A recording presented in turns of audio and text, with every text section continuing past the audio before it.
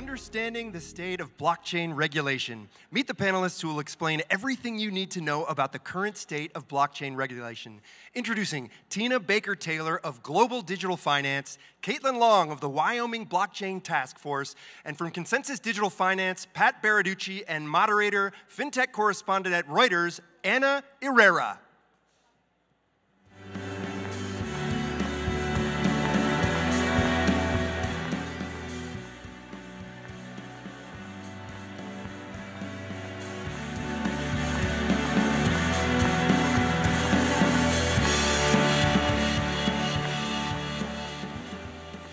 Good morning, everyone. I'm just going to start off by asking the panelists to briefly introduce themselves. They've been introduced already, but maybe you can add a little bit about what you do. I'm Teana Baker-Taylor. I'm the Executive Director of Global Digital Finance, which is a members body that advocates for balanced regulatory frameworks and has developed a code of conduct for self-regulating for crypto asset tasks or for the community.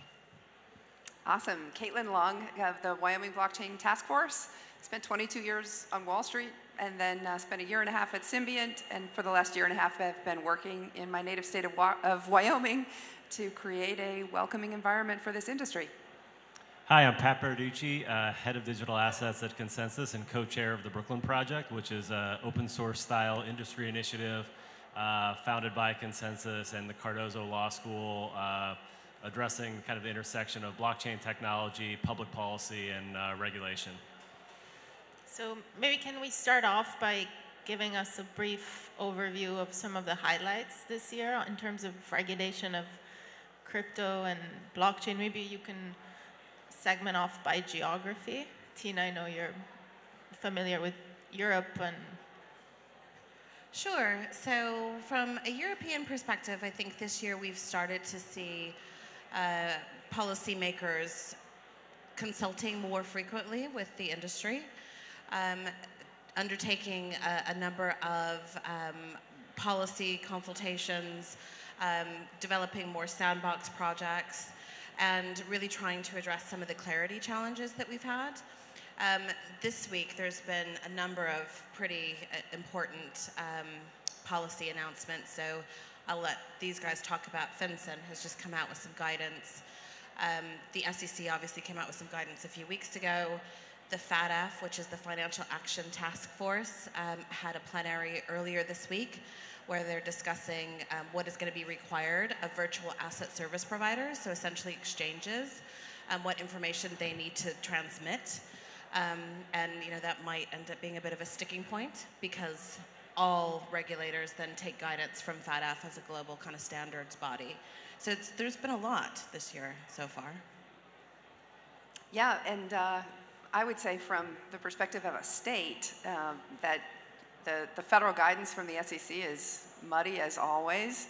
And FinCEN's guidance that came out yesterday essentially can trap anyone who's transmitting anything of value over the internet and put you in criminal liability. So I'm psyched that completely independent of the FinCEN announcement, Wyoming has enacted 13 laws in the last 18 months, but we are not done. And one of the things that we are looking at for 2019 is safe harbors for open source software developers so that they cannot be liable for the speech that they write.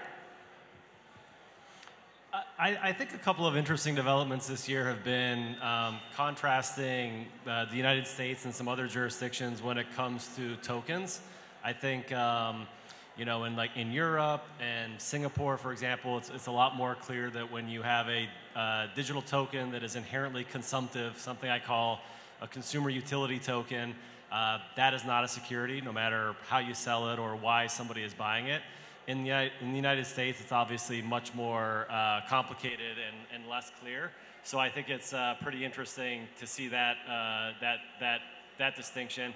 I think the other thing, actually, though, on the heels of the recent FinCEN guidance is how AML KYC requirements are being applied to wallets. I think FinCEN had some what I think is really great news for non-custodial wallets. how they're not, money services businesses, and you contrast that to some of the other jurisdictions in the world where it's a little bit less clear. So I think that's a really, positive development in terms of U.S. policy.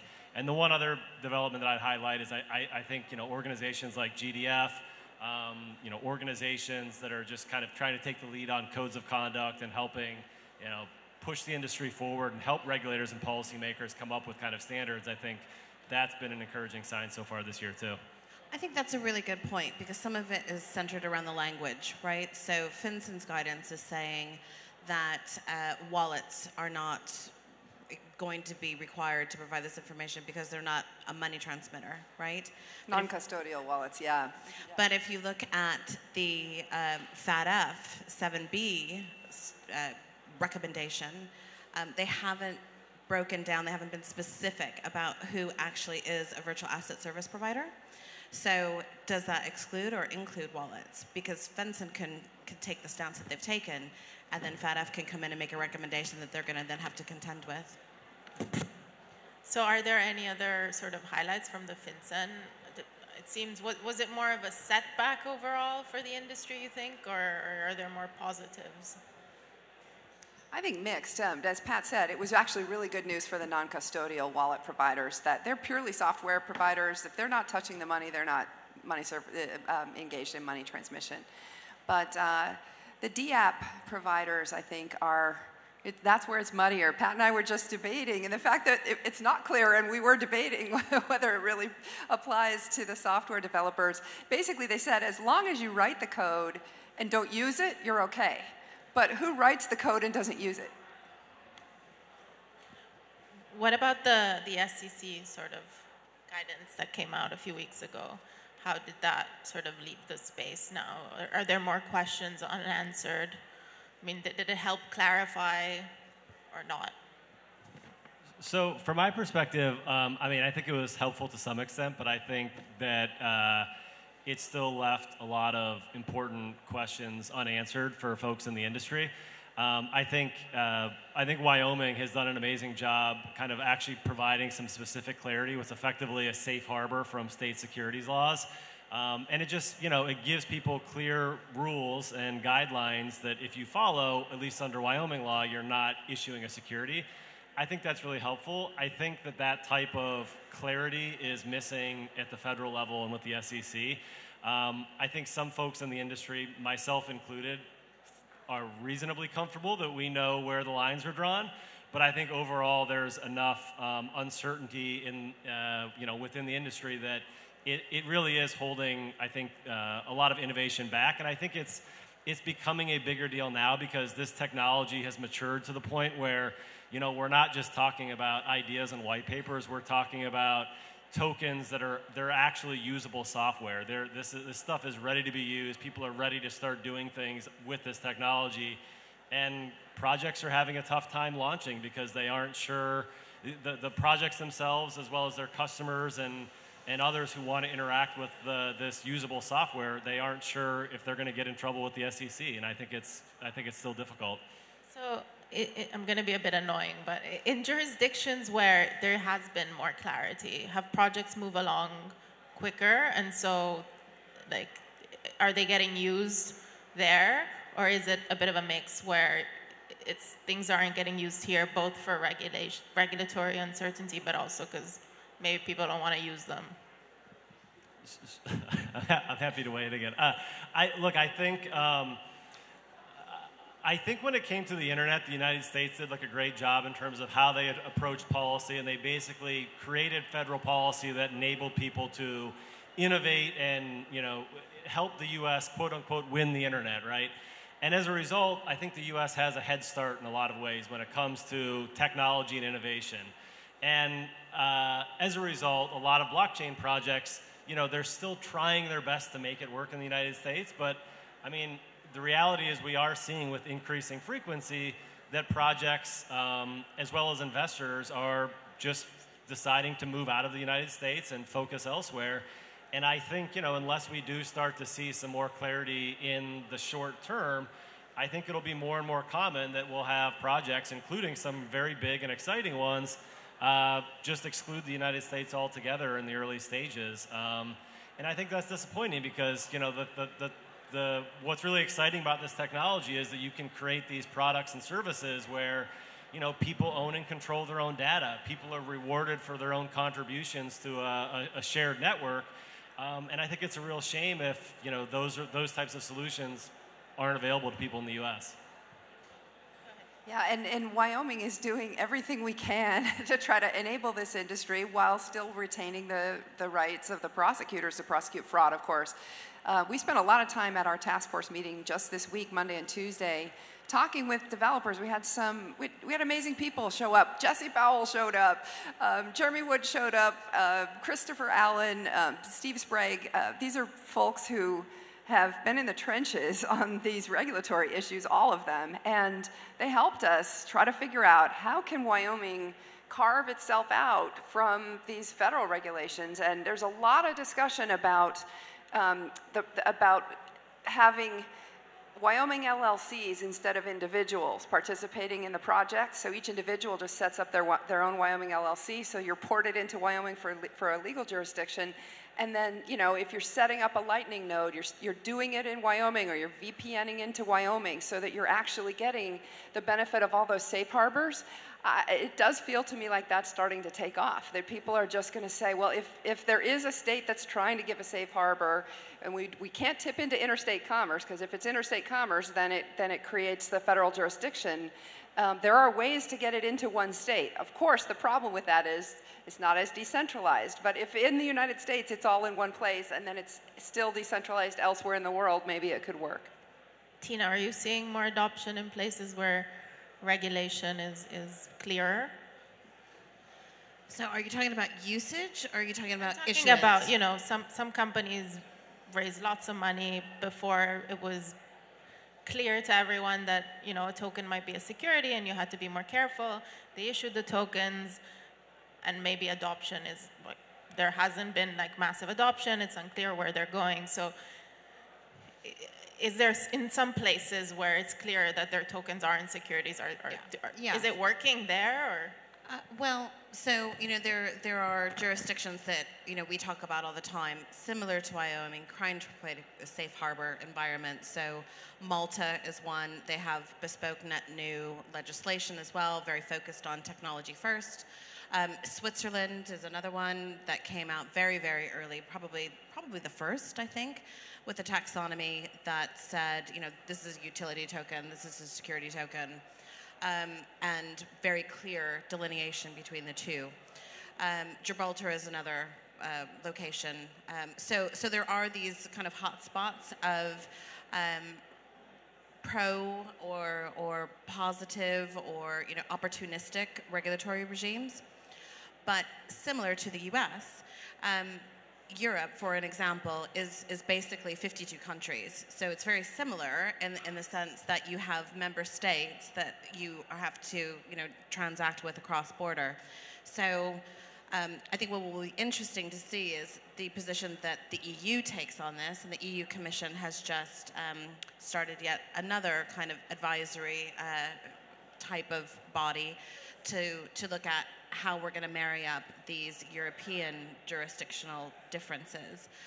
But certainly, it has created an opportunistic regulatory arbitrage. There are projects that go to Switzerland, Malta, Gibraltar, etc., specifically to be part of that regulatory regime. I think what we're starting to see now, there was an announcement in France a couple of weeks ago. They're putting forward, you know, some new legislative framework. The FCA in the UK is also very proactive in their consultation process. They just issued something about purview, what's in and what's out. It's pretty clear. So we're starting to see other jurisdictions understand that if they don't react in a more collaborative way, they're going to lose talent. And I think that is a real concern. Yeah, and if I can just add, I mean, I think the UK, France, and Singapore, I mean, they're very developed, established nations who are leading the way in a lot of this regulatory clarity. And I think there's no question that you're seeing projects and innovation and funding for projects start to focus on those jurisdictions as opposed to places where it's less clear, like the United States. Well, and one thing I'll just say really quickly about that. So for Singapore as an example, so one of the things we do is outreach, but we do that in partnership with the community. So we had a global summit, Global Digital Finance had a global summit yesterday, and we had 5 people from the Monetary Authority of Singapore literally join our summit, but actually contribute at a working table to refining guidelines that we're putting together for best practices around stablecoin and security token offerings. So some jurisdictions are actually willing to sit down and collaborate with the community in these kind of controlled environments. And I think that what the result of that is more clarity, certainly. They're more educated on what we're talking about here, and it's more productive.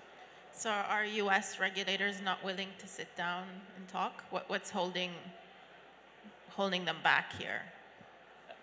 I think U.S. regulators have been willing to sit down and talk, but I think at the end of the day, they arguably have a broader legal mandate. The idea of what constitutes an investment contract, it's arguably broad and unclear. And they have, at least so far, kind of resisted drawing kind of clear boundaries around, where their jurisdiction stops. And I mean, making their case for them, I mean, in a lot of ways they have an asymmetric risk profile, right? I mean, if they give clarity and then, something really bad happens, they're going to be on the hook for it. In contrast, if they give clarity and, blockchain technology takes off, it's less likely that people are going to be like, oh, the SEC, they were, thank goodness, they were the ones that helped create this. So they have a little bit of an asymmetric risk profile. I think that's part of it. I think it's also they're mindful of, I think they're also mindful of this. It's very early days with this technology, and I think they probably want to avoid drawing bright lines that maybe in a year or two make less sense. I think, with the bit license, maybe we've seen how that can go wrong. So I think there's probably some hesitance on the part of U.S. regulators to avoid drawing bright lines that might not make sense as this technology evolves. And just to add to that, the Wyoming banking commissioner told me he's fielding on average 2 incoming calls a day from different businesses looking to come to Wyoming. So he's perfectly accessible and taking 2 a day. Well, and I think one of the great things about what Wyoming did was they didn't necessarily try to articulate the most difficult outer boundaries of all parts of their law, but they provided a clear safe harbor for this category of tokens, that are, sold in this way. We know this isn't a security, and this comes within this safe harbor. And it's a good way to, provide the industry clarity, let people move forward, do business, et cetera, without having necessarily answer the most difficult outer boundary questions. And, maybe that's a path forward.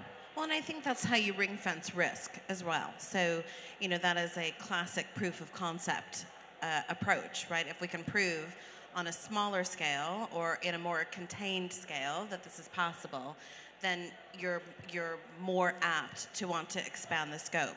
So I think it's not that the SEC is less accessible or less interested in doing the right thing. I think their scope is bigger than potentially Singapore, who has a different risk appetite because they're incentivized by different things, and it's easier to contain in a small country if they need to be agile and rejig the framework. So does the industry have a sufficiently unified voice when lobbying or educating or advising? I can use more less harsh terms, but essentially lobbying. Our voice is Caitlin's Twitter account, that's all. Well, it's so interesting, Anna, that you asked that question, because there is a split in the industry over whether to make the trade for federal regulators because of the convenience of having one federal regulation with regard to, for example, money transmission. So the OCC FinTech Charter, for example, versus having all 50 states. As Teana said, Europe isn't one united regulator either. It is more of a challenge to have to go navigate all 50 states for money transmitter licenses, for example. The problem with that is, you've got New York up here, the most restrictive, Wyoming down here, where a federal regulation is going to end up is going to be closer to New York.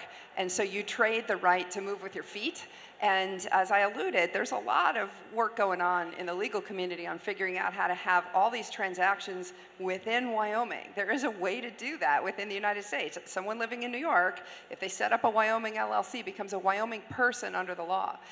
For purposes of everything that's transacted through the LLC. There definitely, I think, is a split among the bigger companies that are lobbying in Washington who really want to make that trade for a single federal regulator versus the individual participants in this industry and the startups. There was a really interesting debate last week at the MIT Blockchain Forum. Peter Van Valkenburg of CoinCenter gave an incredibly impassioned and terrific presentation talking about freedom and decentralization, and then came out and advocated for a single regulator. And someone called him out on it, and I thought it was a really interesting debate. That the interests in this industry are not aligned on that point.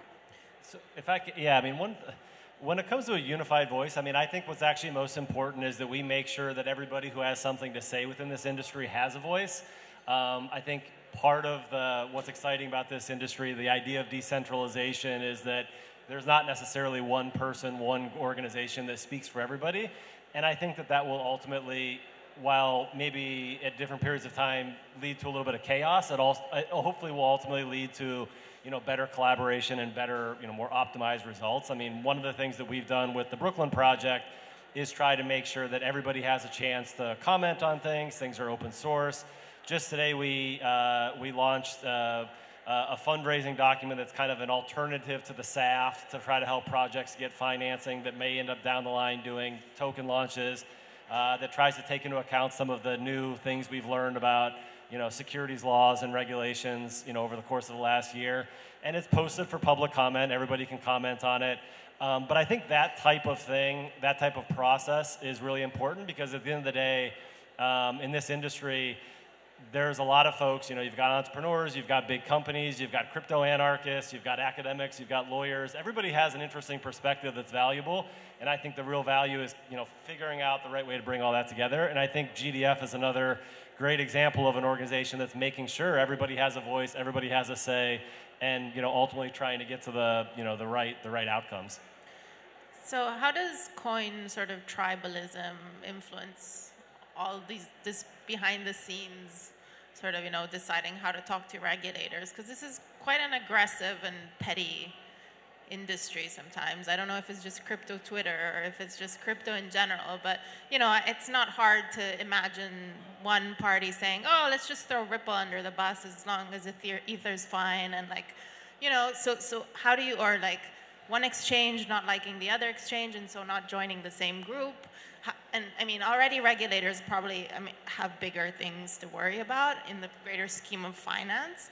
So has that been sorted out? Has that progressed from a year ago?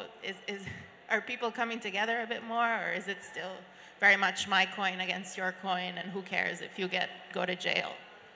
Well, so my role, as Pat said, is really to try to sit in the epicenter of all of that ideology, and nobody is right and nobody is wrong, right? So me personally and GDF are completely agnostic to technology, to ideology. Our goal is to try to progress the adoption of financial technology, crypto assets, digital assets. So I think if you look at how people are incentivized, and when you break it down for them to say, if we go into this room today, literally, we go into Parliament, we go into Fat F, and we're not singing from the same song sheet. One, we look like children. It's not a good look. Two, they don't know what you want, right? So if you can come to somebody and say, we need X, Y, and Z, and you're very clear, and you know exactly what you need and how you would propose to do it, you're far more effective. So I do believe that I've seen a significant amount of ability or willingness to compromise on those areas where we can all agree it is grossly detrimental if we don't, and then we can retreat back to our own corners and our own ideology. We don't have to agree on everything, but there's some really important things that if we don't come together, we will all suffer. I think we have time for one more, so maybe can you give us sort of a look into the future, what we can expect in the next 12 months, or even just things we should be, like the industry should be looking out for, and what might be coming up, and important decisions that are on the horizon, or initiatives that you guys have? I mean, one thing I would say is I think that really over the next 12 months, we're going to start to see a lot more usable, exciting technology and software. And I think that it's the rubber is really going to meet the road, so to speak, when it comes to policy and regulation, because it's one thing to be tough on a white paper. It's another thing to be tough on, a network of thousands of people who are doing something useful and constructive and socially and economically productive. And I think that we're going to start to see more and more of that over the course of the next 12 months. So I think things will get interesting, exciting, and fun. One of the things that I'd like to do, and I think this FinCEN Guidance is going to be a part of that, is to work on the Bank Secrecy Act. I don't think it's constitutional. I've said that very loud and clear previously, and I think this industry is going to be ground zero for litigation over that. And this FinCEN Guidance that came out, which essentially said it's not just money, it's anything that can be converted to money. I forget the precise phrase. I mean, literally, that gives FinCEN the ability to go after flea markets and help wanted ads, and anybody selling something over the internet, eBay, and it's not just digital tokens, it's anything that could be considered money transmission and therefore has to file suspicious activity reports. That's a massive overreach, and there's a group of us that are going to be starting to work on potentially challenging that legally. I think that we're going to start to see, or we're going to continue to see, one of the things that I've been really impressed with over the last 8 months, as coming out of that kind of trough of disillusionment, is the building, is the focusing on the actual project, not the price and not the hype. And from a regulatory or policy perspective, the more often we can answer the question of what is it good for, what jobs does it create, how is it advancing, humankind, and it is, but when we're able to articulate that and show it, I think that we're just going to go from, coasting along to, and I think in the next 12 months we'll start to see a number of projects go live that will. Okay, I'll remember this, and then in a year I'll come back and I'll say, oh, wasn't this year the year of production? She's going to WhatsApp me in 12 months, I guarantee you. Okay, all right, thank you everyone for your time.